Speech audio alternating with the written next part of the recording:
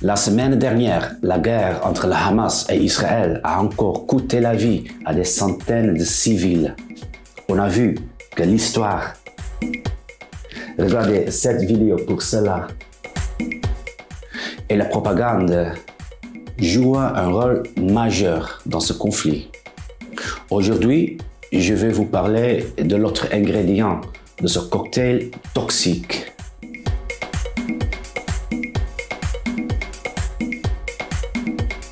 Jérusalem, c'est une ville qu'on peut qualifier de surnaturelle, même si vous n'êtes pas croyant. Ce qui se joue ici entre Israéliens et Palestiniens dépasse les autres conflits dans le monde.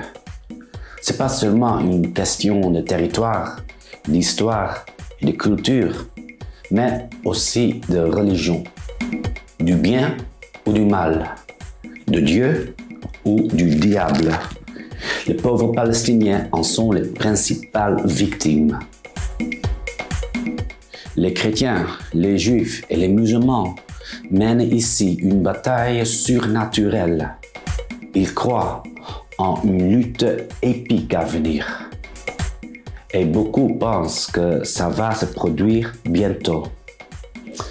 J'ai un scoop pour vous. En réalité, ils ont raison. Car cet élément explosif peut transformer ce conflit israélo-palestinien en une troisième guerre mondiale. Mais cet élément pourrait aussi, un jour, devenir la solution au conflit. Mais pour comprendre cela, il faut connaître l'histoire.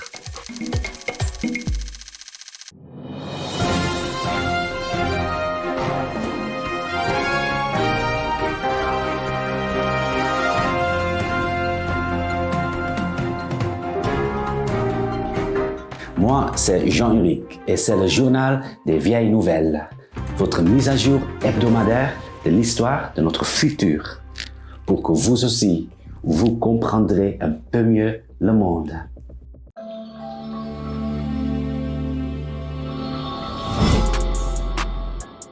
Because the Bible actually specifically names Russia as the principal player in this military campaign that's going to happen against the nation of Israel.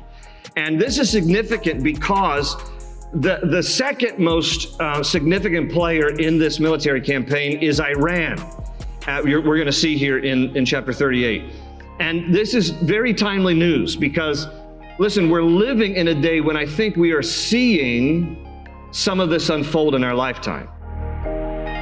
Imaginez que l'histoire mondiale soit divisée en différentes époques. À chacune de ces époques, Dieu agit d'une manière différente avec l'humanité.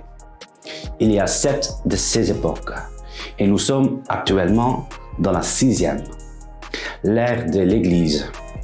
Un trait de l'ère de l'Église est la débauche, l'athéisme, la guerre et les catastrophes. Cette histoire mène à la fin du monde et au grand final, le jugement dernier. Les Juifs ont un rôle particulier à jouer. Plus on se rapproche de la fin de cette époque, plus les Juifs du monde entier retournent vers leur terre promise, Israël. Finalement, le monde vivra cette année de chaos et d'oppression par l'Antéchrist.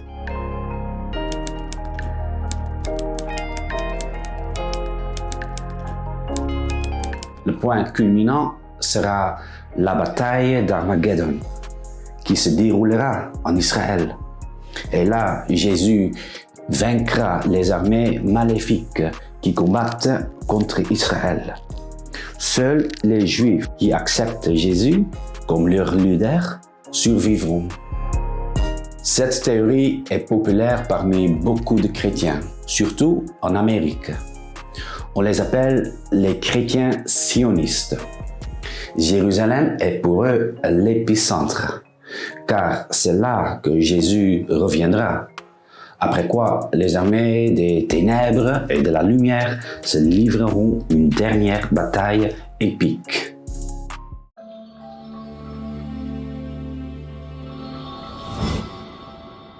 We are the people of the light. They are the people of darkness, and light shall triumph over darkness. Par ce discours, Netanyahou a annoncé la deuxième phase de la guerre contre le Hamas.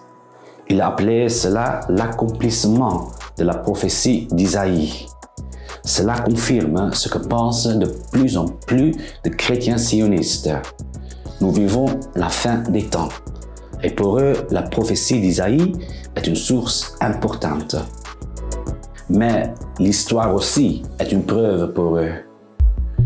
La première grande étape a été la création de l'État d'Israël en 1948. La guerre des 6 jours en 1967 a fait d'Israël une puissance militaire forte qui a en plus conquis Jérusalem. En 2018, le président Trump a déplacé l'ambassade américaine de Tel Aviv à Jérusalem. And we moved the capital of Israel to Jerusalem. That's for the evangelical.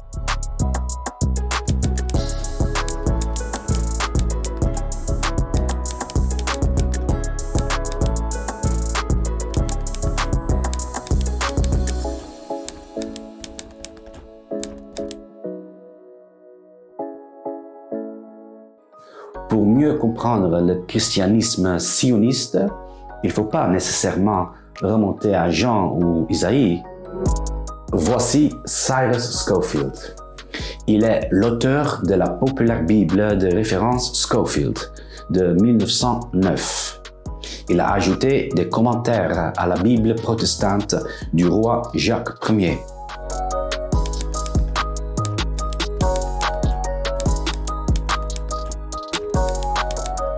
Et ces commentaires ont eu un grand impact sur la foi de millions d'Américains, ainsi que sur la politique américano-israélienne. En résumé, Scofield affirme dans ses commentaires qu'un soutien inconditionnel devrait être apporté à un État israélien futur.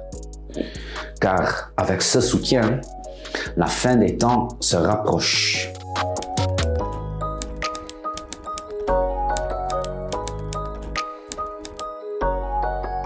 Selon les experts, la Bible de Scofield a eu une grande influence sur la politique envers Israël des présidents américains tels que Truman, Reagan et Bush. Comme la Bible de Scofield est sortie au moment où le nationalisme juif, le sionisme émergeait, et que Scofield a été condamné pour fraude, d'autres pensent qu'il a été influencé. Voulez-vous enquêter sur ce complot vous-même? Dans la description ci-dessous, j'ai partagé quelques sources. Et n'hésitez pas à partager vos découvertes en commentaire. If we can get 50 million evangelicals in America to join hands with 5 million of the Jewish people in the United States of America, it will be a marriage made in heaven. Ces 3 personnes ont également fortement influencé l'opinion publique américaine. Professeur de la Bible anglais John Nelson Darby est le précurseur du christianisme sioniste du 19e siècle.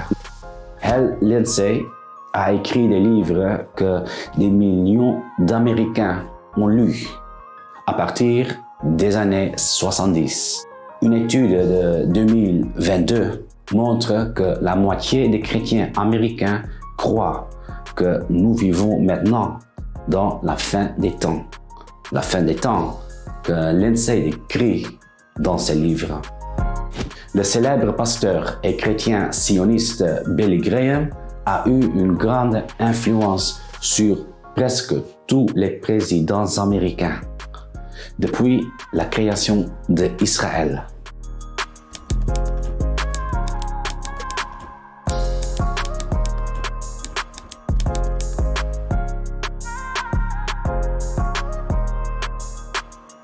Mais soyons clairs, le christianisme sioniste n'est qu'une des nombreuses interprétations chrétiennes.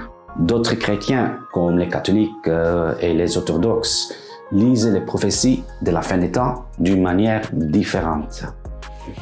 Le christianisme sioniste est une croyance qu'on doit respecter comme toute autre croyance.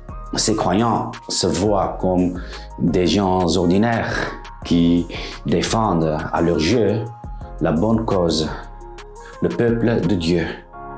Mais souvent, ils ne réalisent pas qu'ils influencent négativement le conflit israélo-palestinien. Ces organisations chrétiennes sionistes donnent des millions de dollars aux colons israéliens qui construisent des colonies sur des terres palestiniennes occupées. Leurs croyances influencent également fortement l'opinion publique et la politique américaine. Donc, aussi le conflit au Moyen-Orient. On parle ici du pays le plus puissant au monde et du plus grand allié d'Israël.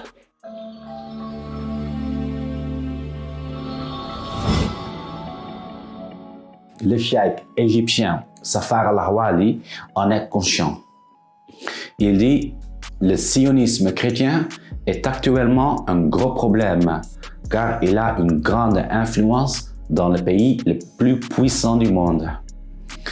Les sionistes juifs et chrétiens travaillent ensemble pour aider l'Antéchrist. L'État juif est la clé américaine pour conserver sa puissance mondiale. Mais Al-Hawali oublie que sa propre pensée islamique sur la fin des temps contribue aussi négativement au conflit entre Israéliens et Palestiniens. When Israel becomes a ruling state in the world, of course, the Jews will now be absolutely convinced the golden age has come back, we're ruling the world. This is the Messiah. Then after Israel has ruled the world for a day which is like a week, at that time, of course, Dajjal will appear now in a day which is like our day, so we'll see him in person. That is the time when the water will be dry in the Sea of Galilee. It is at that time that the Imam emerges, Imam al-Mahdi.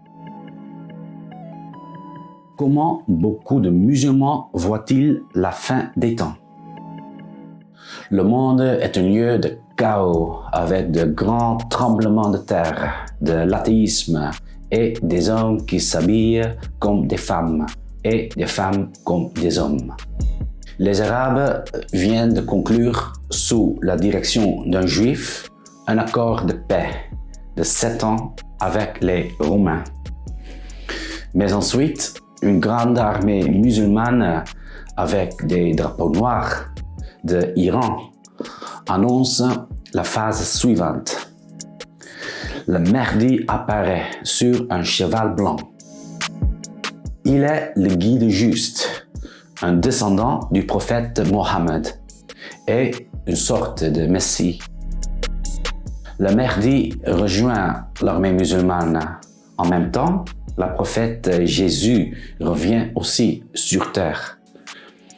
Il se joint aussi au Mahdi et ensemble, ils reconquièrent Israël pour l'islam. Le pouvoir juif et le gouvernement mondial de l'Antéchrist, qui a fait croire aux hommes en des idoles, cessent alors d'exister. Et seuls les Juifs convertis survivent. À Jérusalem, le Mahdi est le chef du dernier califat. Il y a un nouvel ordre mondial. Par sa révolution mondiale, le bon ordre islamique est rétabli. Le jour du jugement est la dernière phase. À Jérusalem, une trompette sonne alors et les morts reviennent à la vie. Dans divers pays islamiques, une majorité de la population croit que nous vivons dans cette fin des temps. Les musulmans sont divisés entre chiites et sunnites. Beaucoup de chiites croient que le Mahdi est parmi nous, mais il reste caché. Pour les sunnites, la fin des temps n'a jamais été un gros problème, jusqu'à il y a environ 50 ans. Alors, tout a changé. Tout comme chez les sionistes chrétiens, la guerre des 6 jours, remportée par Israël en 1967, a entraîné un regain de la foi en la fin des temps. Tout comme en Amérique, les livres islamiques sur ce sujet sont devenus des best-sellers au Moyen-Orient. Le message était que l'État d'Israël faisait obstacle au califat islamique du Mahdi, car la fin du temps ne peut avoir lieu que si Israël est éliminé. L'élimination d'Israël est toujours l'un des objectifs du régime chiite iranien, dont le Hezbollah fait partie, et du Hamas, la branche palestinienne des frères musulmans sunnites. Leur invasion du 7 octobre a donc été nommée par la Hamas la tempête Al-Aqsa. Al-Aqsa est le nom islamique pour Jérusalem, et la mosquée Al-Aqsa est pour certains musulmans l'endroit où le prophète Jésus reviendra et le jugement dernier aura lieu. Mais c'est aussi l'endroit où les Juifs veulent construire leur 3e temple, après quoi leur fin des temps peut commencer. Le 5 avril, il y a eu une grande confrontation sur ce site sacré entre les musulmans et l'armée israélienne.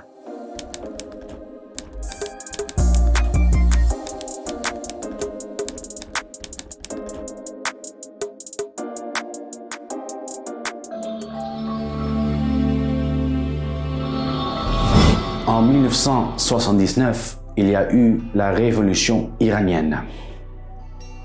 Beaucoup de chiites ont vu et voient cela comme le signe que le Mahdi se présentera bientôt. L'ayatollah Khamenei et le premier ministre Ahmadinejad ont dit cela dans différents discours. عاشق مردم و عدالت گستر مطلق و انسان کامل حضرت مهدی علیه السلام به همراه حضرت مسیح علیه السلام و صالحان می آیند و با بهره‌گیری جهان داره تغییر پیدا نظم جدیدی بر جهان حاکم خواهد شد. چیه این نظم جدیدی که میشه؟ عمومی جهان داره تغییر.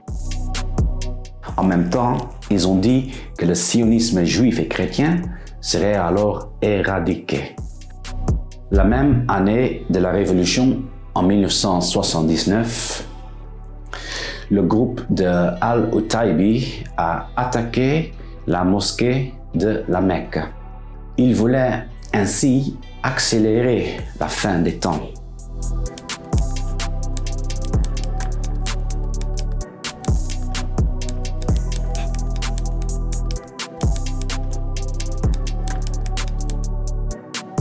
Dans les années 80, l'Afghanistan a été occupé par l'Union soviétique. Le Palestinien Abdullah Azzam, alias le parrain du djihad moderne, a alors lancé un appel à tous les musulmans. Combattez contre les Russes, car cette guerre est un signe que la fin des temps approche. Osama Ben Laden a également répondu à son appel. L'un de leurs bailleurs de fonds était les États-Unis.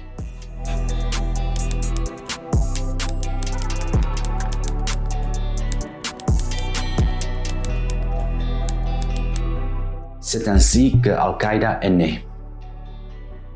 Al-Qaïda a appelé le 11/9 et l'invasion américaine en Irak en 2003 le signe de la fin des temps imminente. À partir de ce moment, la vision sunnite de la fin des temps a changé.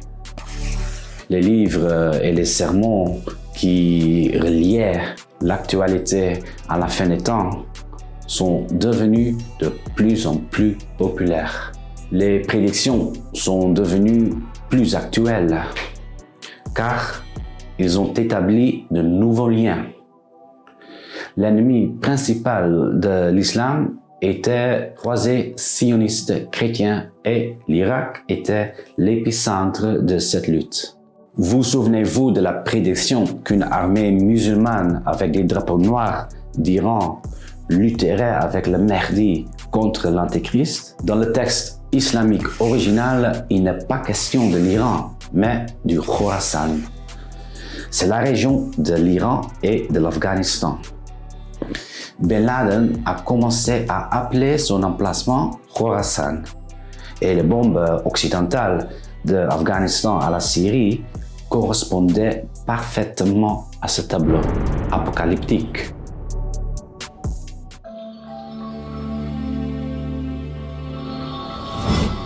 Mais le plus apocalyptique était certainement Daesh. L'État islamique de Irak et de Syrie était en fait un mouvement de fin des temps.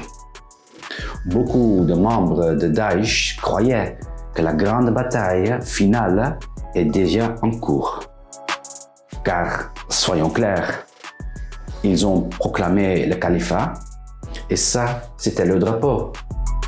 Et en outre, les discours de leurs dirigeants étaient surtout apocalyptiques. Regardez, ce petit village syrien s'appelle Dabik. Vous n'en avez probablement jamais entendu parler.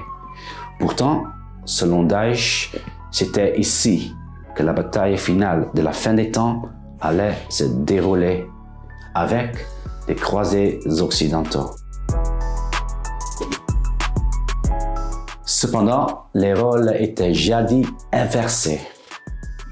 L'Europe occidentale a failli devenir islamique en 732.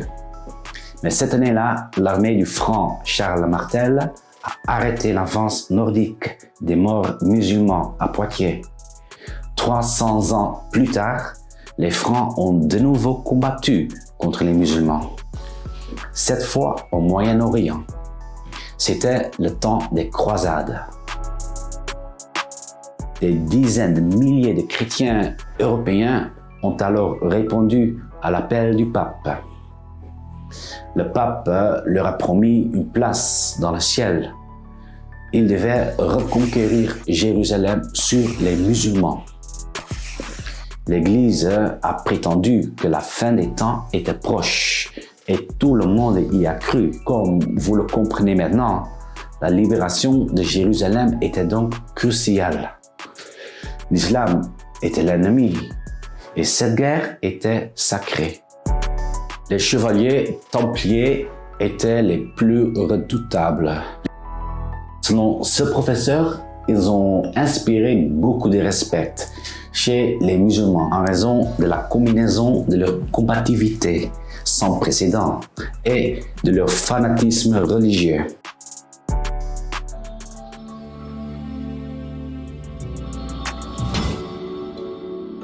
Tout comme je l'ai fait avec les chrétiens sionistes, il est bon d'apporter quelques nuances à la pensée islamique sur la fin des temps.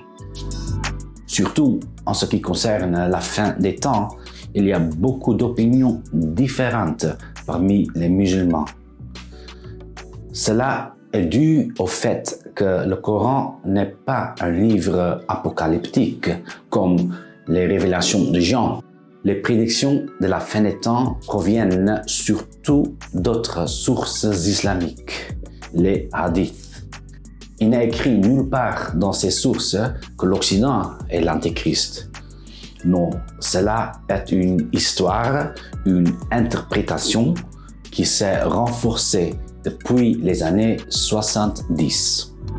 Voyez, un nouvel mouvement islamique s'est créé. Les érudits islamiques conservateurs voient l'athéisme occidental comme une philosophie menaçante.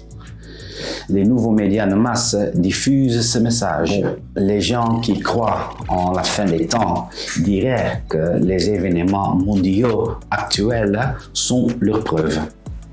Cependant, la popularité croissante de la croyance en la fin des temps parmi les musulmans, les chrétiens et les juifs peut aussi s'expliquer autrement. Selon ce professeur, la pensée apocalyptique devient toujours plus populaire lorsque les gens trouvent leur environnement effrayant, incertain et dangereux. Surtout lorsque le contact entre eux ou avec la société traditionnelle devient de moins en moins fréquent. Les mouvements apocalyptiques comblent ce vide, car qu'est-ce qu'il est bon de croire que vous serez sauvés parce que vous avez été choisis, après que cet environnement ennuyeux a été détruit.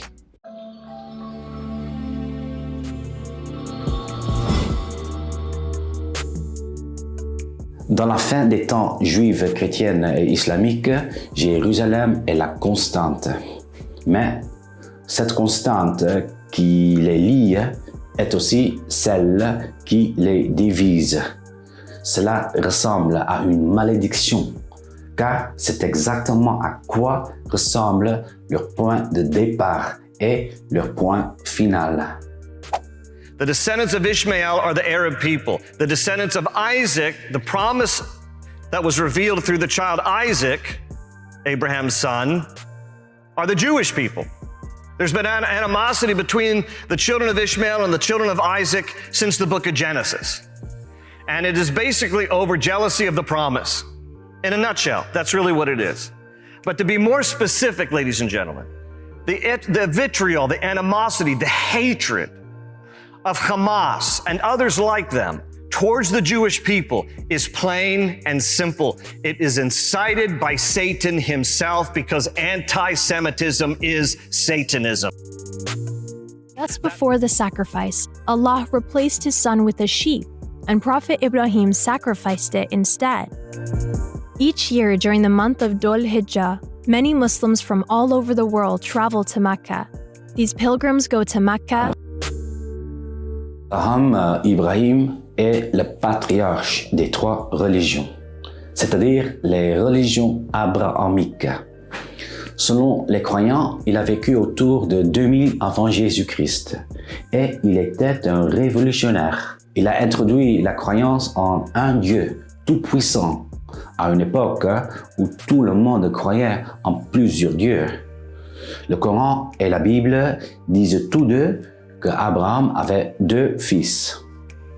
Ishmaël, l'aîné, a fondé la Mecque et était l'ancêtre des Arabes, et donc du prophète Mohammed.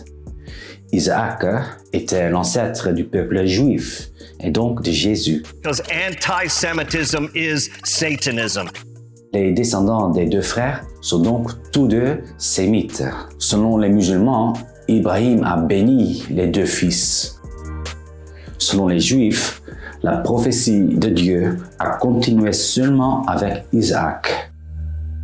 Mais contrairement à ce qu'affirme Gary Hamrick, la Bible et le Coran ne parlent pas de la haine entre les deux demi-frères. Ils ont même enterré ensemble leur père Abraham.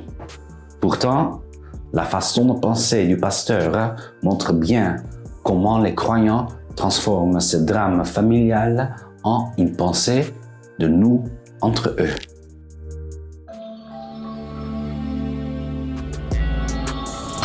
La pensée de nous contre eux s'est maintenant transformée en une sorte de combat cosmique entre le bien et le mal.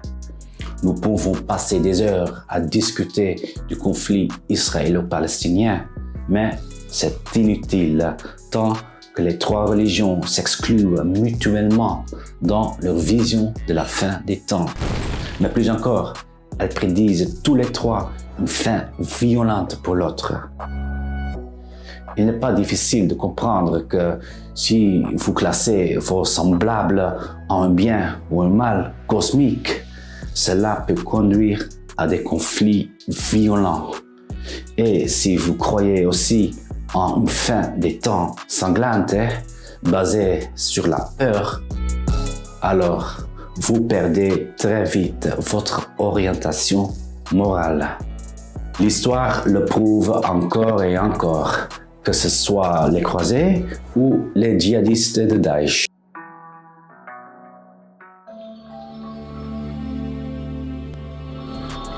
Nulle part cette division n'est plus clairement visible qu'ici, à Jérusalem. Ce bout de terre n'est que de 0,14 km², de la même taille que l'île d'Alcatraz. Tout ce que les trois religions partagent et divisent se trouve ici, à la porte d'or. Les Juifs croient que leur Messie entrera par cette porte à la fin des temps. Les chrétiens croient que Jésus est ce Messie, ce que les Juifs considèrent comme une insulte, alors que les musulmans croient que Jésus reviendra, mais pas en tant que Messie, car celui-ci est leur Mahdi. Au XVIe siècle, le sultan ottoman Sulayman a muré la porte d'or et en a fait un cimetière islamique. Au même endroit, le roi Salomon, Sulayman dans le Coran, a construit le premier temple. Et selon les Juifs et de nombreux chrétiens, la fin des temps ne commencera que lorsque le troisième temple sera construit ici. Mais il y a un grand problème. Au même endroit se trouve le troisième lieu saint de l'islam, la mosquée Al-Aqsa, où, selon l'islam, le jugement dernier aura lieu.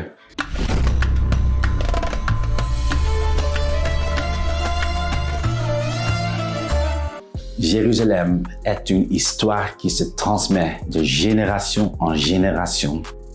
Dans cette histoire, chaque religion a son propre chapitre et sa propre vérité. C'est pourquoi le conflit entre les Israéliens et les Palestiniens est un point mort. Si ce n'était qu'une question de terre, des compromis seraient possibles. Mais comment faire des compromis avec le diable? La plupart des manifestants pro-Palestine et pro-Israël se soucient réellement des Palestiniens ou des Juifs. Ils n'ont pas la fin du monde en tête. Mais nous, les Européens laïcs, ne réalisons pas à quel point la foi est encore très importante dans le monde, en dehors de l'Europe.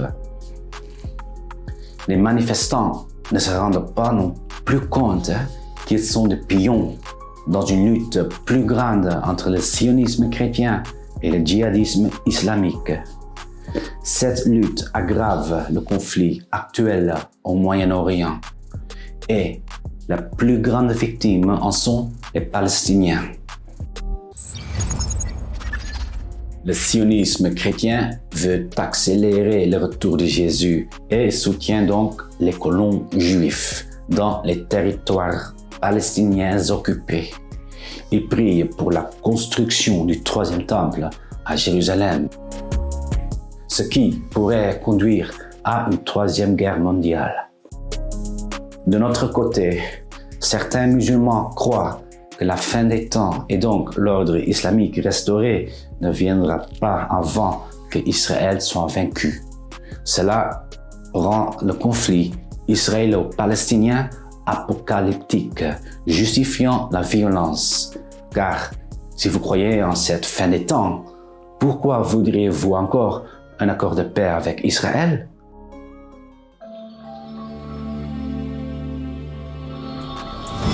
La religion n'est pas la seule cause de ce conflit, mais elle est bien un catalyseur. Le conflit israélo-palestinien continue à moins que Dieu n'intervienne. Du moins, c'est ce que pensent ces croyants. Mais quelle religion a raison? Pourtant, ce n'est peut-être même pas la question la plus importante. La solution ne réside pas dans la victoire d'une religion, mais dans une meilleure compréhension entre les trois religions. Jérusalem est un récit tourmenté entre désespoir et quête illuminée. Le chagrin persiste en plusieurs feuillets, mais pourquoi pas en faire la clé? Parce que la religion, elle peut être ce reflet quand elle révèle le meilleur de ses traits. Et cela peut arriver quand les croyances abrahamiques découvrent, bien au-delà des idées, leur fraternité, qu'ils s'unissent dans un esprit d'unité. Dans ces cailloux, l'histoire de Jérusalem est engravée. Chacun essaye d'y trouver les pages de demain. Mais le dernier chapitre peut nous surprendre si l'espoir persiste, comme l'aube peut apparaître à travers les vieux murs de la ville et quand Jérusalem devient un conte de paix. Elle devient enfin ce qui est écrit dans le nom qu'elle porte, une ville de paix.